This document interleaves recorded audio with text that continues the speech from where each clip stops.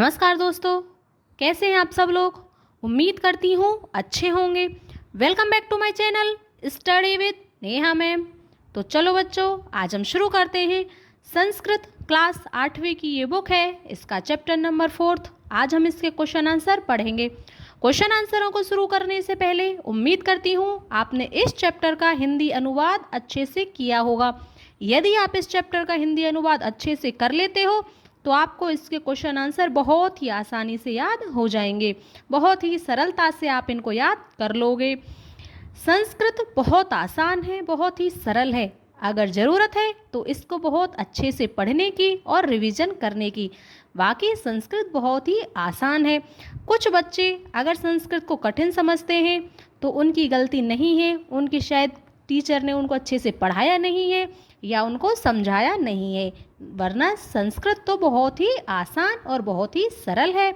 Video के last में मैं यहाँ पर आपके लिए एक सीख दूंगी। उम्मीद करती हूँ आप उस सीख को सीख करके जाना, बहुत ही अच्छी होगी और आपकी लाइफ में हमेशा वो काम आएगी। अब हम करते हैं इसके क्वेश्चन आंसरों को शुरू। क्वेश्चन नंबर 1, पाठे दत्तम गीतम सस्वर गायत। हमने इस चैप्टर के जो गीत हैं उसका सस्वर गायन कर लिया है पिछली वाली वीडियो में, आप जा कर के देख सकते हैं। अधोलिखिता नाम प्रश्ना नाम उत्तराणी एक पदेन लिखत। हमको इन क्वेश्चनों के आंसर एक पद में देने हैं। स्वकीयम साधनम किम भवति। स्वकीयम अपना साधन किम क्या होता है। बलम अपना साधन बल होता है। पथी के विषमा प्रखरा, रास्ते में असामान्य और नुकीले के यानी कि क्या होंगे। रास्ते में असामान्य और नुकीले पत्थर होंगे। सततम किम करणीयम, सततम लगातार, किम यानी कि क्या, करणीयम करना चाहिए। सततम ध्येय स्मरणम, लगातार अपने लक्ष्य का स्मरण करना चाहिए। एतस्य गीतस्य रचयिता कः, इस गीत के रचनाकार कौन है। इस गीत के रचनाकार श्रीधर भास्कर वर्णेकर हैं। सह कीदृश कवि मन्यते, वह किस प्रकार के कवि माने जाते हैं। सह राष्ट्रवादी कवि मन्यते, वह राष्ट्रवादी कवि माने जाते हैं। अब देखो क्वेश्चन नंबर 3, मंजूषात क्रियापदानि चित्वा रिक्तस्थानानि पूरयत। हमको यहाँ पर क्रिया दी गई है, हमको रिक्त स्थानों में भरनी है। त्वम पुरतः चरणम निदेहि, तुम हमेशा आगे कदम रखो। त्वम विद्यालयम चलः, तुम विद्यालय चलो। राष्ट्रीय अनुरक्तिम विधेहि, अपने देश से प्रेम करो। मह्यम जल देहि, मुझको जल दीजिए। मूढ़ः जहि ही धनागम तृष्णाम, हे मूर्खो धन के लालच को छोड़ो। भज गोविंदम, गोविंद को भजो अथवा ईश्वर का स्मरण करो। सततम ध्येय स्मरणम कुरु, हमेशा अपने लक्ष्य का स्मरण कुरु यानी कि करो। उचित कथनानां समक्षम आम, अनुचित कथनानां समक्षम न इति लिखत। जो कथन सही हैं उनके सामने हमको आम यानी कि सही लिखना है, और जो गलत हैं उनके सामने हमको न यानी कि नहीं लिखना है। अब देखो, पुरतः चरणम निदेहि, आगे कदम रखो, ये कैसा कथन है, सही है। निज निकेतनम गिरी शिखरे अस्ति, हमारा घर पर्वत की चोटी पर है, आम, ये भी सही है। स्वकीयम बलम बाधकम भवति, हमारा जो बल है, हमारी जो शक्ति है वह हमारी बाधा होती है, नहीं। पथि हिंसा पशव न संति, रास्ते में हिंसक पशु नहीं हैं, नह नहीं थे। इन क्वेश्चनों के आंसर हमको हमारे चैप्टर के अनुसार देने हैं।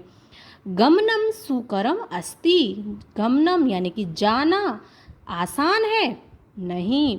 सदैव अग्रे एव चलनीयम, हमेशा आगे ही चलना चाहिए, आम, हाँ। अब देखो, वाक्य रचनाया अर्थभेदम स्पष्टीकुरुत, यहाँ पर हमको कुछ शब्द दिए गए हैं, इनके अर्थों के अनुसार हमको वाक्य की रचना करनी है। तो यहाँ पर जगह थोड़ी कम थी तो इसलिए मैंने ऊपर लिख दिए हैं। अब मैं आपको यहाँ पर ही इनको दिखाती हूँ। परितः का मतलब होता है चारों ओर। विद्यालयम परितः वृक्षा सन्ति, विद्यालय के चारों ओर वृक्ष हैं। पुरहित, पुरत का मतलब होता है आगे या सामने। विद्यालयस्य पुरतः उद्यानम अस्ति, विद्यालय के सामने बगीचा है। नग का मतलब होता है पर्वत अथवा पहाड़। हिमालय प्रसिद्ध नग अस्ति, हिमालय पर्वत है जो बहुत ही प्रसिद्ध पर्वत है। नाग का मतलब होता है सर्प। वृक्षस्य समीपे एकः नाग अस्ति, वृक्ष के समीप एक नाग है। आरोहणम, पर्वतारोहणम दुष्करम भवति, आरोहणम का मतलब होता है चढ़ना। पर्वत पर चढ़ना कठिन भवति होता है। अब देखो इसके जो कुछ शब्द यहाँ पर हैं। अवरोहण का मतलब होता है आरोहण चढ़ना, अवरोहण उतरना। अवरोहणम पर्वतस्य अवरोहणम सुकरम भवति, पर्वत से उतरना आसान होता है। हाँ, उसके बाद देखो विषमः, विषमः का मतलब होता है असमान। मार्गे विषमः पाषाणा सन्ति, रास्ते में असामान्य पत्थर हैं। हाँ, समा का मतलब होता है समान।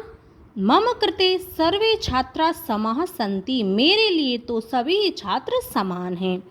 अब हम चलते हैं क्वेश्चन नंबर 5 की तरफ। मंजूषात अव्ययपदानि चित्वा रिक्त स्थानानि पूरयत, हमको यहाँ पर अव्यय पदों को चुन करके लिखना है। विद्यालयस्य पुरतः एकम उद्यानम अस्ति, विद्यालय के सामने एक बागीचा है। सत्यम एव जयते, हमेशा सत्य की ही जय होती है। जय होती है या जीत होती है, हमेशा सत्य की ही जीत होती है। एव का मतलब होता है ही। किम भवान स्नानम कृतवान खलु, क्या आपने, भवान यानी कि आपने स्नान कर लिया है। सह यथा चिंतयति तथा आचरति, सह का मतलब वह जैसा, यथा जैसा, चिंतयति सोचता है, तथा आचरति वैसा ही आचरण करता है। इसलिए आप भी अच्छा सोचोगे तो अच्छा करोगे। ठीक है, तो आप जैसा सोचोगे वैसा ही आचरण आप भी करना। ग्रामम परितः वृक्षा सन्ति, गाँव के चारों ओर वृक्ष हैं। विद्याम विना जीवनम वृथा, विद्या के बिना जीवन बेकार है। वृथा यानी कि बेकार है। सदा भगवंतम भजह, हमेशा भगवान का भजन करो अथवा हमेशा भगवान को भजो।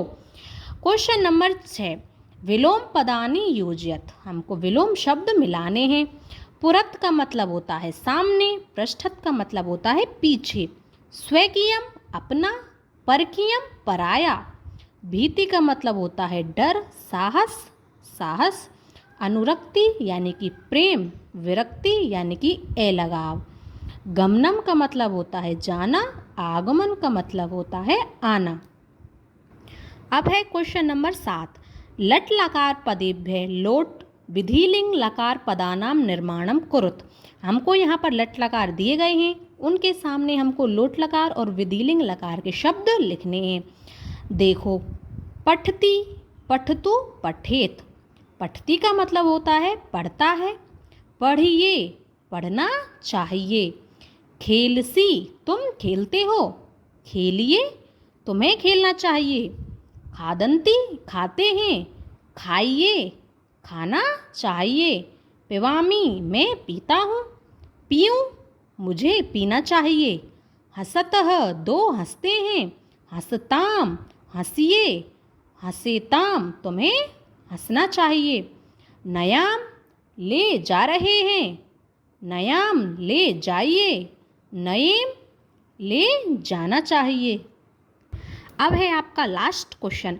अधोलिखितानि पदानि निर्देश अनुसारम परिवर्त्यत, हमको गिरिशिखर शब्द दिया गया है, इसमें हमको सप्तमी विभक्ति का एक वचन रूप लिखना है।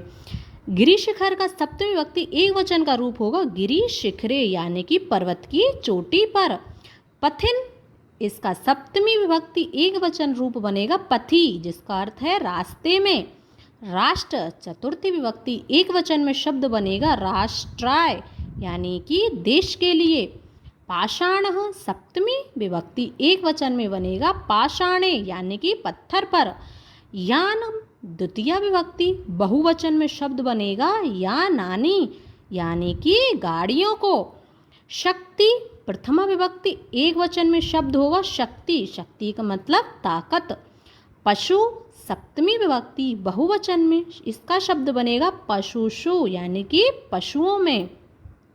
ये थे आपके चैप्टर नंबर 4 के क्वेश्चन आंसर। मैंने बहुत ही अच्छे से आपको करा दिए हैं। उम्मीद करती हूँ आपको बहुत ही अच्छे से समझ आए होंगे।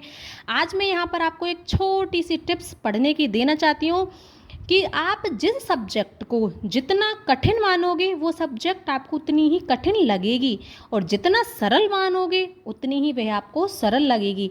संस्कृत हो चाहे इंग्लिश हो चाहे मैथ्स हो, जो भी सब्जेक्ट हो, हमेशा उसको ये सोच कर चलें कि ये बहुत ही सरल है, तो आपको बहुत ही सरल वह सब्जेक्ट लगने लगेगी।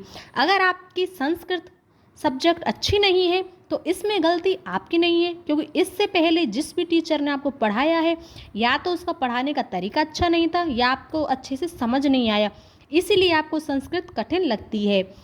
आप सिर्फ एक टीचर की गलती होती है कि बच्चे को जो सब्जेक्ट अच्छी नहीं लगती है, इसमें बच्चे की कोई गलती नहीं होती है। तो आप ये ना सोचें कि हमारी संस्कृत अच्छी नहीं है, हमको पसंद नहीं है, सब्जेक्ट बेकार है। सब्जेक्ट भी अच्छी है, आप भी अच्छे हो, आपको भी पढ़ना अच्छा आता है, पर कमी है जो कोई आपको अच्छे से समझा नहीं सकता। उम्मीद करती हूँ मैंने आपको बहुत ही अच्छे से समझाया होगा। कोशिश करी है बहुत ही अच्छे से आपको समझाने की, इससे आगे और भी अच्छे से समझाने की कोशिश करूँगी। अब हम मिलेंगे नेक्स्ट चैप्टर में, बहुत ही आसान बहुत ही सरल तरीके से उसका भी हिंदी अनुवाद कराऊँगी। अब हम मिलेंगे नेक्स्ट वीडियो में, तब तक के लिए धन्यवाद। वीडियो अच्छा लगता हो तो लाइक करें, शेयर करें, चैनल को सब्सक्राइब करना ना भूलें। अगर कुछ अच्छा लगता है तो अच्छे अच्छे कमेंट्स करें। धन्यवाद।